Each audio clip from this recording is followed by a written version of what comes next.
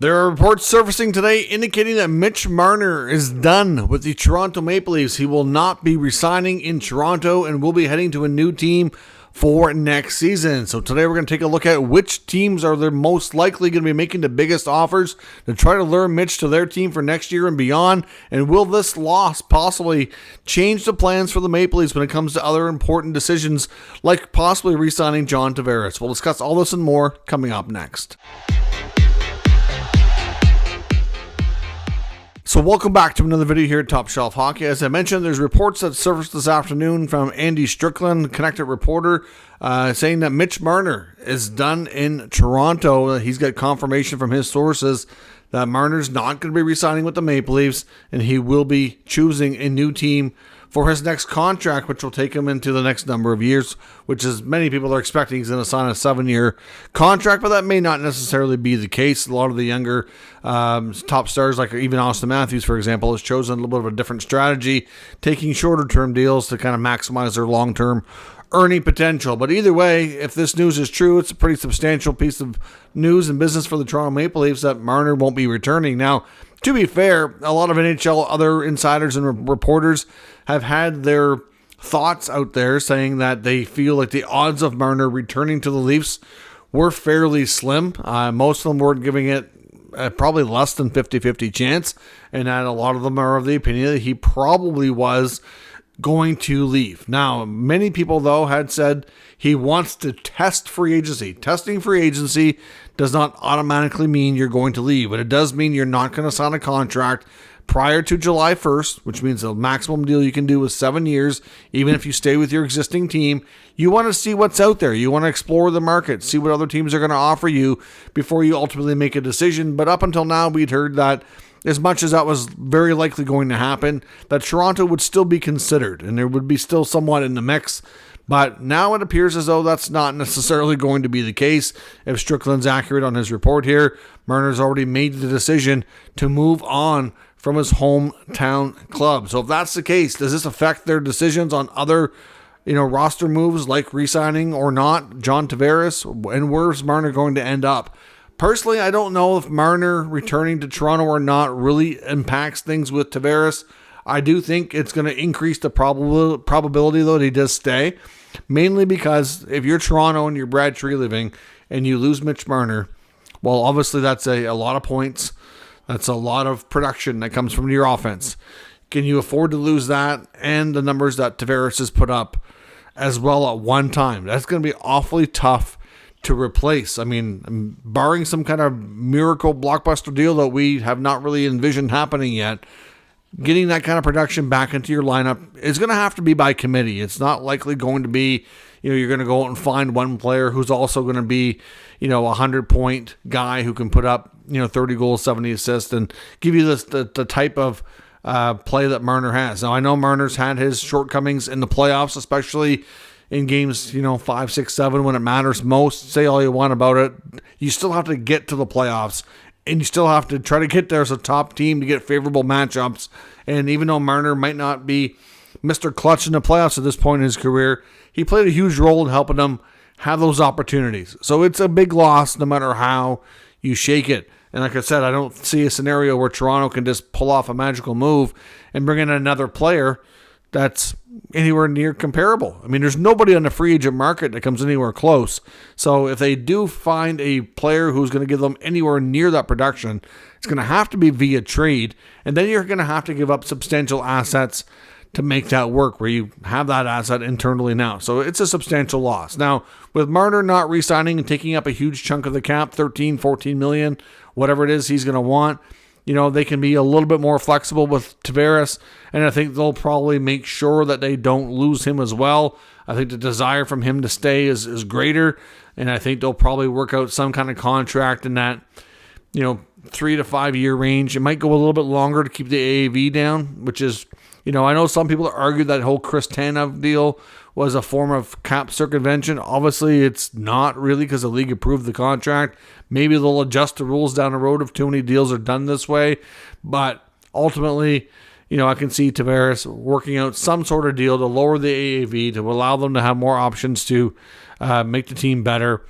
and him retaining his services for a few more years for sure. Now, where does Marner end up? That's the big question. I think most likely he ends up in the Western Conference. I think the odds are most favorable that he goes to a Western Conference team. I think the main team in the Eastern Conference that will make a big pitch for him will be the Carolina Hurricanes. The reports even today from a couple of the insiders, including Elliot Friedman, said that they would not be surprised. I think Darren Dreger said this as well on TSN, that they would not be one bit surprised if the Hurricanes made a massive pitch and even were, $14 million to try to get him to go to their team. So he'll have options to stay east. The Hurricanes have been linked to him on multiple occasions, even including the trade deadline, when we know about the trade that was discussed between the Maple Leafs and the Hurricanes around Rantanen for Marner. We know Marner did not want to go to the Hurricanes at that point. Maybe he feels differently now. I don't know. But he's turned him down before, so that's why my gut feeling says maybe not going there now.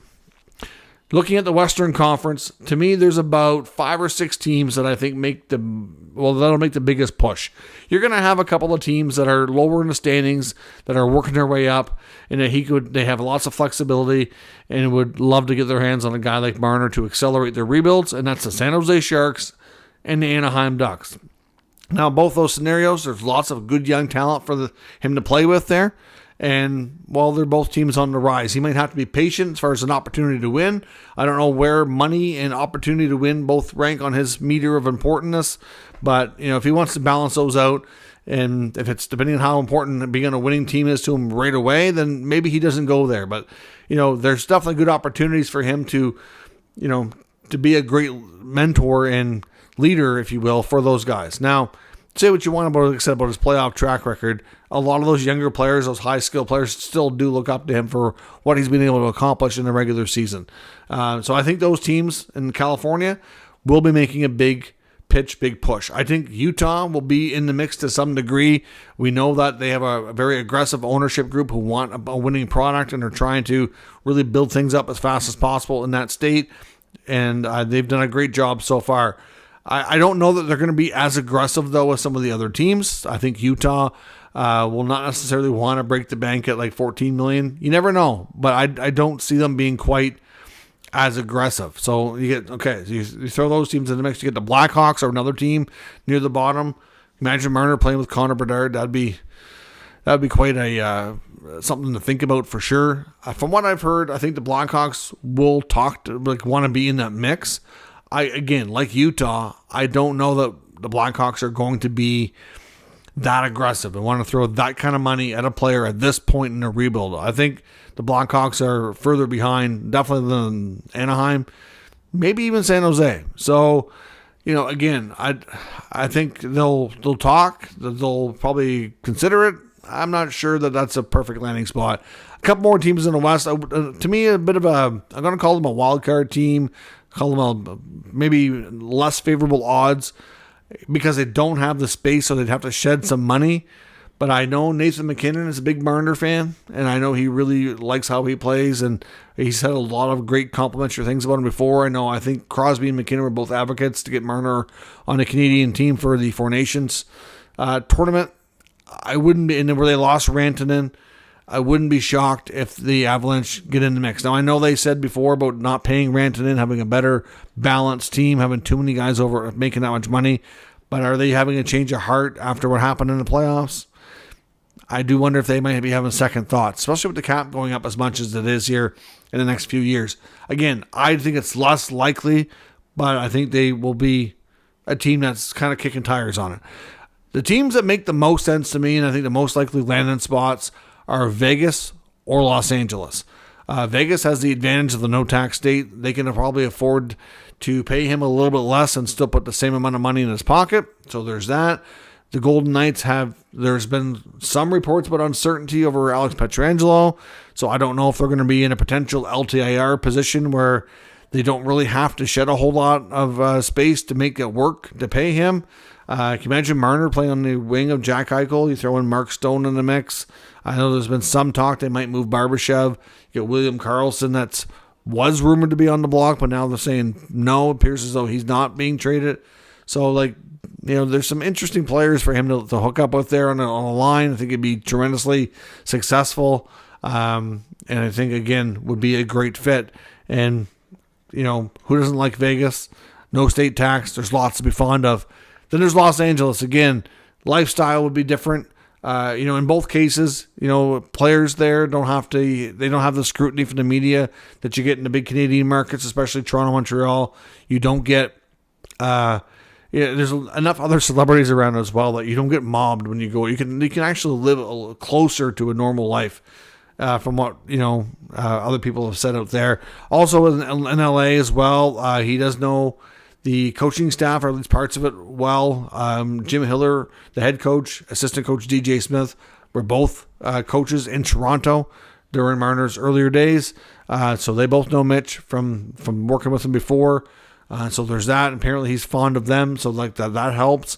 Los Angeles is a team that's been a steady playoff team for 4 years, trying to get over that hump, beat the Edmonton Oilers, which they haven't been able to do. And they're also at a point where it's expected that it's going to be the final year for Anze Kopitar. So, they're going to have his contract coming off the books next year, and a big piece of their team leaving. Drew Doughty's not there much longer. They're probably going to want to add some more star power and have, kind of that next, you've got a few other younger players that can fall into it with them.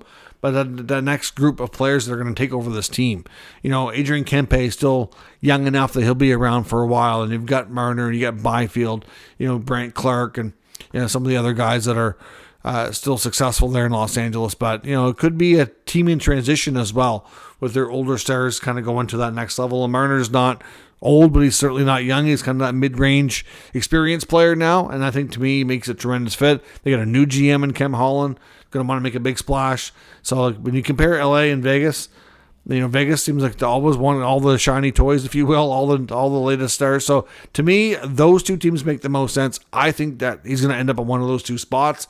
But like I said, I think Utah, I think Chicago, I think Anaheim, I think San Jose are all going to be very much in the mix. And I think the Hurricanes are going to be the main team in the East that push. Other teams in the East will definitely want to talk to them as well.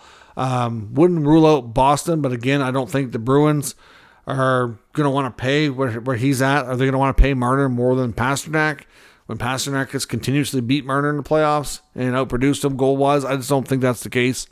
So again, don't really see them being a contender for that type of player. So going to be interesting for sure. So let me know your thoughts on the Andy Strickland reports that Marner is done in Toronto, and leave a comment. Where do you think is the most likely landing spot for him in free agency? Let me know your thoughts on that down in the comments. We'll discuss further. If you're new to the channel, make sure you subscribe and stick around. We'll keep you up to date with all the news, rumors, and analysis of all 32 NHL teams. Thanks for watching. I'll catch you next time.